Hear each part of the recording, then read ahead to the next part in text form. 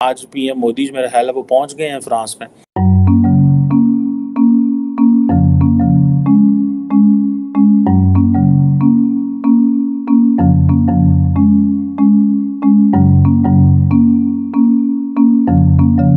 Australia, America, Canada, London, ये सारे मुल्कों के बाद अब बारी आई है फ्रांस की।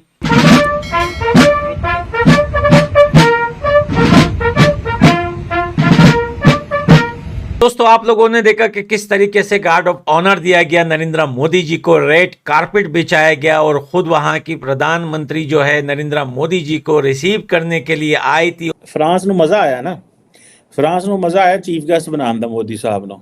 ਚੀਫ ਗੈਸਟ ਵੀ ਲੈ ਕੇ ਆਏ ਆ, ਨਾਲ 27 ਜਹਾਜ਼ ਵੀ ਲੈ ਚੱਲੇ। When he was here, we were just almost in tears to see him. We thank him for everything he has done for our country. It felt like we saw the God. Because India is known nowadays because of Modi. इतना ज्यादा दोस्तों यकीन करें कि मुझे अच्छा लग रहा है कि नरेंद्र मोदी जी जिस देश में जाते हैं उस देश के छोटे से लेकर बड़े आदमी तक सब नरेंद्र मोदी जी के वेलकम के लिए जरूर जरूर जरूर हाजिर होते हैं। पाकिस्तान मोदी से इसलिए घबराते हैं क्योंकि पता है पाकिस्तान को कि जब तक मोदी है पाकिस्तान अपनी जो टेररिस्ट एक्टिविटीज है वो इंडिया में नहीं कर सकता। सीमा गुलाम हैदर, ठीक है, जो 4 बच्चों की एक sob story victim card play कर रही है, और दूसरी जगह ये खालिस्तानी, ठीक है, इन दोनों का ध्यान रखिए। और बीच में कहीं है आईएसआई, और ये गेम पूरा चल रहा है इस वक्त। कभी इंडिया से कोई लड़की आई है?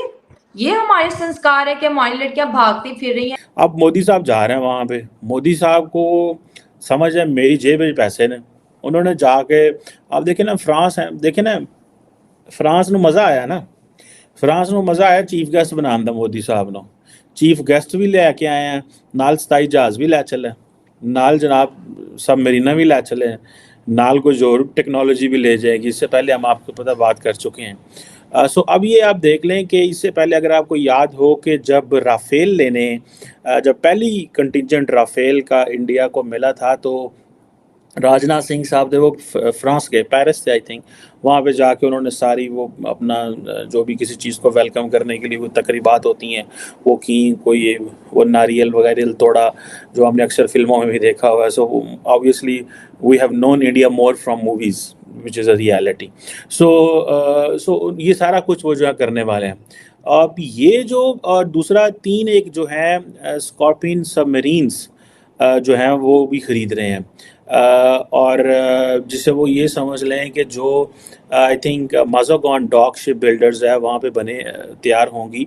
और सुनने में आ रहा है कि ये जो एडिशनल सबमरीन्स हैं ये ज़्यादा इसमें इंडिजिनस कंटेंट होगा, मतलब यहाँ पे वो इंडिया में बनाएंगे। और वो जो बातें चल रही है ना कि जी इंडिया जो है वो इंटरनल मैन्युफैक्चरिंग और इंडिजिनस अपनी जो कैपेबिलिटीज़ हैं वो बिल्ड कर रहा है। अभी आप देख लें कि हमने तो क्या करना है, आज पीएम मोदी जो मेरा ख्याल है वो पहुंच गए हैं फ्रांस में। आज 13 है, कल उनकी 14 है और कल परेड में होंगे। नाले उन्होंने पैसे देंगे, नाले उन्होंने मुल्क की इज्जत करेंगे। तो फ्रेंच का क्यों नहीं दिल करेगा यार हम इसको ज़रा अलहदा प्रोटोकॉल दें, दिल तो करता है।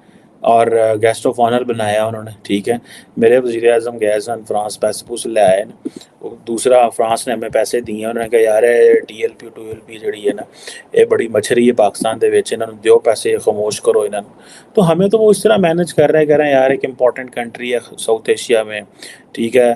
पाकिस्तान का और फ्रांस का तो मेरा ख्याल है फॉरेन सेक्रेटरी लेवल का डायलॉग है।